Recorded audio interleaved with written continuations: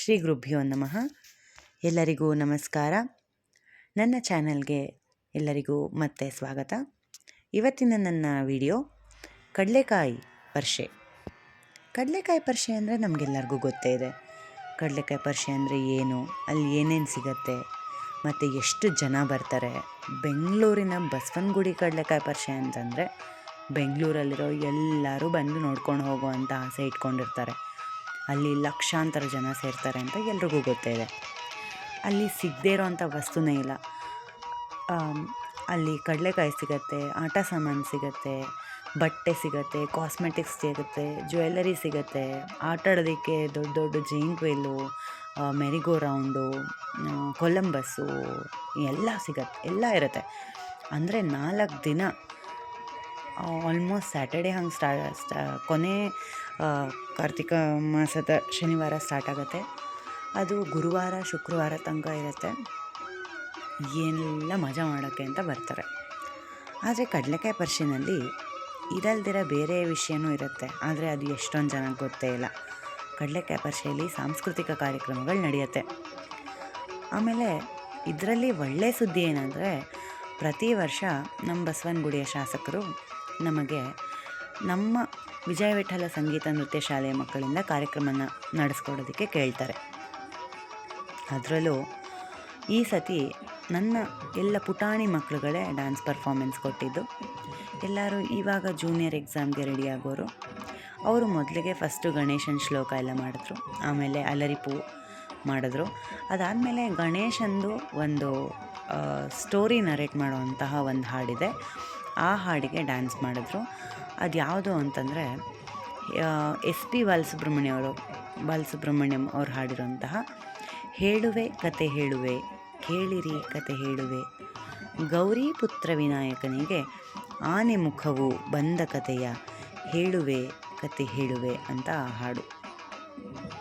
ಹಾಡು ಎಷ್ಟು ಸರಳವಾಗಿದೆ ಅಂತಂದರೆ ಅದರಲ್ಲಿ ಚಿಕ್ಕ ಮಕ್ಕಳು ಮಾಡೋದಕ್ಕೆ ತುಂಬ ಕರೆಕ್ಟಾಗಿದೆ. ಆಮೇಲೆ ಅದು ನೋಡೋರ್ಗು ತುಂಬ ಇಂಟ್ರೆಸ್ಟಿಂಗ್ ಆಗಿರುತ್ತೆ. ಅದರಲ್ಲಿ ಚಿಕ್ಕ ಮಕ್ಕಳಾಗಿರೋದ್ರಿಂದ ಕೆಲವು ಪ್ರಾಪರ್ಟೀಸ್ನೆಲ್ಲ ಯೂಸ್ ಮಾಡ್ಕೊಂಡು ಮಾಡ್ತಾರೆ ನಮ್ಮ ಸ್ಟೂಡೆಂಟ್ಸು. ಶಿವಂಗೆ ತ್ರಿಶೂಲ, ಆಮೇಲೆ ಗಣೇಶನಿಗೆ ಕೋಲು.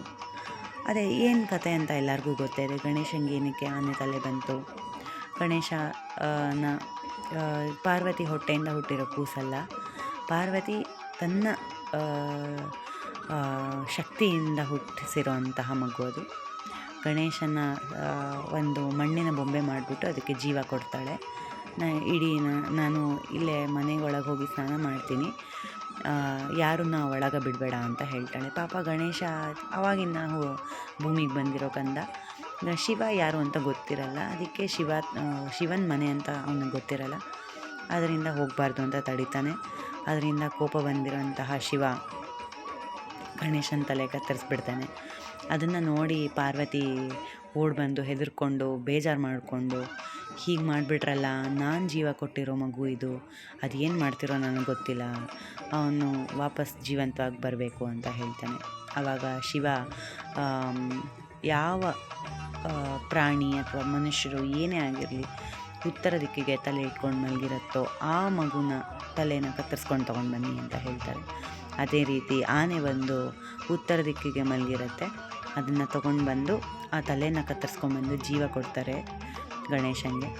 ಅದಾದಮೇಲೆ ಗಣೇಶನಿಗೆ ಶಿವ ಒಂದು ವರ ಕೊಡ್ತಾನೆ. ಯಾರು ಮೊದಲು ನಿನಗೆ ಪೂಜೆ ಮಾಡ್ತಾರೋ ಅವರಿಗೆ ಯಾವುದೇ ರೀತಿಯ ಅಪಜಯ ಇರದೇ ಇರಲಿ, ಅಂದಿನಿಂದ ಮೊದಲ ಪೂಜೆ ಎಂದು ನಿನಗೆ ಎಂದನು, ಗಣಗಳಿಗೆ ನಾಯಕನು ನೀನೇ ಎಂದು ನುಡಿದನು. ಎಲ್ಲರಿಗೂ ವಿಘ್ನವನ್ನು ನಾಶ ಮಾಡಿ ಎಲ್ಲ ರೀತಿಯ ಒಳ್ಳೆಯ ಸಿದ್ಧಿಗಳನ್ನು ಸಿದ್ಧಿಸುವ ವಿಘ್ನೇಶ್ವರನ ಕಥೆಯ ಇದು. ಮಕ್ಕಳು ಮಾಡಲು ತುಂಬ ಸರಳವಾಗಿ ತುಂಬ ಚೆನ್ನಾಗಿರುತ್ತೆ. ಇದನ್ನು ಪರ್ಫಾರ್ಮ್ ಮಾಡಿದ್ರು ನಮ್ಮ ಮಕ್ಕಳು. ಇದಾದಮೇಲೆ ಸೀನಿಯರ್ ಮಕ್ಕಳು ಪರ್ಫಾರ್ಮ್ ಮಾಡಿದರು. ಸೀನಿಯರ್ ಮಕ್ಕಳು ಒಂದು ಯಾವುದು ದೇವಿ ಬಗ್ಗೆ ಪರ್ಫಾರ್ಮೆನ್ಸ್ ಮಾಡಿದರು. ಇದು ಕುಲದೀಪ್ ಪೈ ಅವರು ಮಾಡಿರುವಂತಹ ಒಂದು ಮಾಯಮಾಳವ ಗೌಳದಲ್ಲಿರುವಂತಹ ಹಾಡಿದು. ರಾಗ ಮಾಯಮಾಳವ ಗೌಳ. ಇದು ದೇವಿ ಅಷ್ಟಕ. ಇದು ತುಂಬ ಚೆನ್ನಾಗಿ ಹಾಡಿದ್ದಾರೆ. ಅದನ್ನು ಪರ್ಫಾರ್ಮ್ ಮಾಡಿದರು ಸೀನಿಯರ್ ಮಕ್ಕಳು. ಇದರಲ್ಲಿ ದೇವಿ ದುರ್ಗೆಯ ವಿಷಯವನ್ನು ವರ್ಣಿಸಲಾಗಿರುತ್ತದೆ. ಹೇಗೆ ಅವಳು ಕರುಣಾಮಯಿ, ಕೇಳಿದ್ದನ್ನೆಲ್ಲ ಪ್ರಾಪ್ತಿಸಿಕೊಡ್ತಾಳೆ. ಆಮೇಲೆ ಕರುಣಾಸಾಗರೆ ಅವರು, ಧೀರೆ ಅವಳು, ವೀರೆ ಅವಳು, ಶೂರೆ ಅವಳು ಅಂತೆಲ್ಲ. ಇದಾದಮೇಲೆ ಪುಟ್ಪುಟಾಣಿ ಮಕ್ಕಳು ಮತ್ತೆ ಕೋಲಾಟ ಮಾಡಿದರು.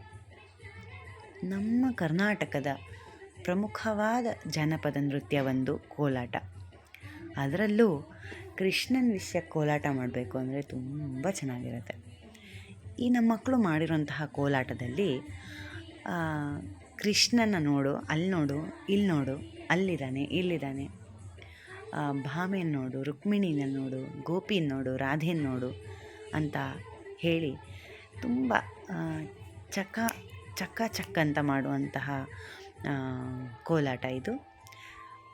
ಇದರಲ್ಲಿ ಏನು ವಿಶೇಷ ಅಂದರೆ, ಅಲ್ಲಿ ಮಧ್ಯದಲ್ಲಿ ಡ್ಯಾನ್ಸ್ ಮಾಡ್ತಿದ್ದಾಳಲ್ಲ ಪುಟಾಣಿ ಹುಡುಗಿ, ಅವಳು ಎಷ್ಟು ವಯಸ್ಸಿರ್ಬೋದು ಅಂತ ನೀವು ಗೆಸ್ ಮಾಡ್ತೀರಾ? She is just 4 years old. 4 ವರ್ಷ ಅವಳಿಗೆ. ಅವಳು ಡ್ಯಾನ್ಸ್ ಕ್ಲಾಸಿಗೆ ಸೇರಿ 3 months ಆಗಿತ್ತು. ಪ್ರೀವಿಯಸ್ ಪ್ರೋಗ್ರಾಮಲ್ಲೂ ಈ ಡ್ಯಾನ್ಸ್ನ ಬೇರೆ ಮಕ್ಕಳು ಮಾಡಿದರು. ಆ ಮಗುಗೆ ನಾನು ಇದನ್ನು ಹೇಳ್ಕೊಟ್ಟೇ ಇಲ್ಲ, ಅಥವಾ ಯಾವ ಮಕ್ಕಳು ಹೇಳ್ಕೊಟ್ಟಿಲ್ಲ. ಅವಳು ಅದನ್ನು ಹಾಗೆ ನೋಡಿ ಕಲ್ತಿದ್ದಾಳೆ. ಅದನ್ನ ತುಂಬ ಇಂಪ್ರೆಸ್ ಆಗಿ ಆ ಪುಟ್ಟು ಮಗುನ ಮಧ್ಯದಲ್ಲಿ ನಿಲ್ಲಿಸ್ಬಿಟ್ಟೆ ನಾನು ಮಾಡು ಅಂತ. ಆ್ಯಂಡ್ ನೀವು ಅಬ್ಸರ್ವ್ ಮಾಡಿ, ಅವಳೇ ಲೀಡ್ ಮಾಡ್ತಿದ್ದಾಳೆ ನೆಕ್ಸ್ಟ್ ಸ್ಟೆಪ್ಸ್ನ ಅಕ್ಕಂದ್ರಿಗೆ, ದೊಡ್ಡ ಅಕ್ಕಂದರು ಆ ಕಡೆ ಈ ಕಡೆ ಪರ್ಫಾರ್ಮ್ ಮಾಡ್ತಿರೋರಿಗೆ ಅವಳು ತೋರಿಸ್ತಿದ್ದಾಳೆ.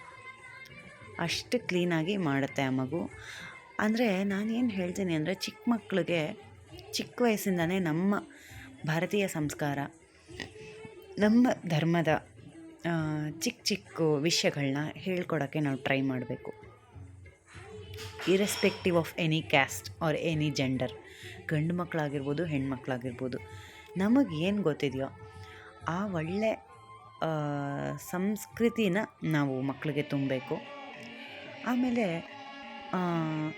ಹಾಡಲ್ಲಿ, ಸಂಗೀತದಲ್ಲಿ, ನೃತ್ಯದಲ್ಲಿ ಅದನ್ನು ನಾವು ಈಸಿಯಾಗಿ ಕನ್ವೆ ಮಾಡ್ಬೋದು. ಯಾಕೆ ಅಂದರೆ ಡ್ಯಾನ್ಸು ಮತ್ತು ಹಾಡು ಎರಡೂ ಮಕ್ಕಳಿಗೆ ಈಸಿಯಾಗಿ ಅಪ್ರೋಚ್ ಮಾಡುವಂತಹ ವಿಷಯಗಳು. ಅದಾದಮೇಲೆ ನಮ್ಮ ಡ್ಯಾನ್ಸ್ ಆದಮೇಲೆ ಮ್ಯೂಸಿಕ್ ಪ್ರೋಗ್ರಾಮ್ ಇತ್ತು. ಅದಾದಮೇಲೆ ಇಲ್ಲಿ ನೋಡಿ, ಇದೇನೋ ಬಸವಣ್ಣನಿಗೆ ಅಲ್ಲಿ ಬಸವಣ್ಣನ ಒಂದನ್ನು ಕಟ್ಟಿ ಪೂಜೆ ಮಾಡ್ತಾರೆ. ಪೂಜೆ ಮಾಡಿಬಿಟ್ಟು ಅದಕ್ಕೆ ಗೌರವ ಸಲ್ಲಿಸ್ತಾರೆ. ಅನ್ಫಾರ್ಚುನೇಟ್ಲಿ ಅಲ್ಲಿ ಏನು ಪೂಜೆ ಮಾಡಿದ್ರೋ ಅದನ್ನು ನಾನು ವೀಡಿಯೋ ಮಾಡೋಕ್ಕಾಗಲಿಲ್ಲ, ಯಾಕೆಂದರೆ ನಾನು ಇಲ್ಲಿ ಮಕ್ಕಳದ್ದು ಮ್ಯೂಸಿಕ್ ಪ್ಲೇ ಮಾಡ್ತಿದ್ದೆ. ಬಟ್ ಅದೆಲ್ಲ ಏನು ಮಾಡ್ತಾರೆ ಅಂತಲೇ ಗೊತ್ತಿಲ್ಲ. ಎಷ್ಟೊಂದು ಜನಕ್ಕೆ ಅದೆಲ್ಲ ಗೊತ್ತೇ ಇಲ್ಲ. ಈ ಕಡೆ ಬ್ಯೂಗೋಲ್ ರಾಕಲ್ಲಿ ಒಂದು ಆ್ಯಂಫಿ ಥಿಯೇಟ್ರ್ ಇದೆ. ಆ ಆ್ಯಂಫಿ ಥಿಯೇಟ್ರಲ್ಲಿ ಈ ಥರ ಕಾರ್ಯಕ್ರಮಗಳು ನಡೆಯುತ್ತೆ ಅಂತ ಎಷ್ಟೊಂದು ಜನಕ್ಕೆ ಗೊತ್ತೇ ಇಲ್ಲ. ನಾನು ಯಾಕೆ ಈ ವಿಡಿಯೋನ ತೋರಿಸ್ತಿದ್ದೀನಿ ಅಂತಂದರೆ, ನಮ್ಮ ಮಕ್ಕಳು ಪರ್ಫಾರ್ಮ್ ಮಾಡಿದ್ರು ಅನ್ನೋ ಒಂದು ಹೆಮ್ಮೆ ನನಗಿದೆ, ಇಲ್ಲ ಅಂತಿಲ್ಲ. ಅದಲ್ಲದೆ ಜನ ಎಷ್ಟೊಂದು ಜನ ಗೊತ್ತೇ ಇರೋಲ್ಲ. ಇವತ್ತಿಲ್ಲದೆ ಹೋದರು ನೆಕ್ಸ್ಟ್ ಇನ್ನೊಂದು 1 ವರ್ಷ ಆದಮೇಲೆ, ಅಥವಾ ಅದರ ನೆಕ್ಸ್ಟ್ ಇಯರು ಯಾರೋ ಒಬ್ಬರು ನನ್ನ ವೀಡಿಯೋನ ತೆಗೆದು ನೋಡಿ, ಓ ಈ ಥರ ಒಂದು ಪ್ರೋಗ್ರಾಮ್ ಆಗುತ್ತೆ, ನಾವು ಕೂಡ ಹೋಗಿ ನೋಡಬೇಕು ಅಂತ ಬಂದು ನೋಡೋ ಅಂತಹ ಸಾಧ್ಯತೆ ಇರ್ಬೋದು ನೆಕ್ಸ್ಟ್ ಇಯರು. ಅಲ್ಲೂ ಅಷ್ಟೇ, ಮಕ್ಕಳಿಗೆ ಎಲ್ಲ ದೇಶಭಕ್ತಿ ಗೀತೆಗಳು, ಆಮೇಲೆ ರಂಗಗೀತೆಗಳು, ದೇವರ ನಾಮಗಳು ಇಂಥವನ್ನೇ ನಾವು ಕಲಿಸ್ಕೊಡ್ತೀವಿ. ಮತ್ತು ಈ ಚಿಕ್ಕ ಮಕ್ಕಳಿಗೆ ಮ್ಯೂಸಿಕ್ ಜೊತೆ ಹೇಗೆ ಹಾಡಬೇಕು, ತಾಳ ಲಯಬದ್ಧವಾಗಿ ಹೇಗೆ ಹಾಡಬೇಕು ಅಂತ ಹೇಳ್ಕೊಡ್ತಾರೆ. ದೊಡ್ಡ ಮಕ್ಕಳಿಗೆ, ಸ್ವಲ್ಪ ದೊಡ್ಡ ಮಕ್ಕಳಿದ್ದಾರೆ, ತುಂಬ ದೊಡ್ಡವರೇನಿಲ್ಲ, ಸ್ವಲ್ಪ ದೊಡ್ಡ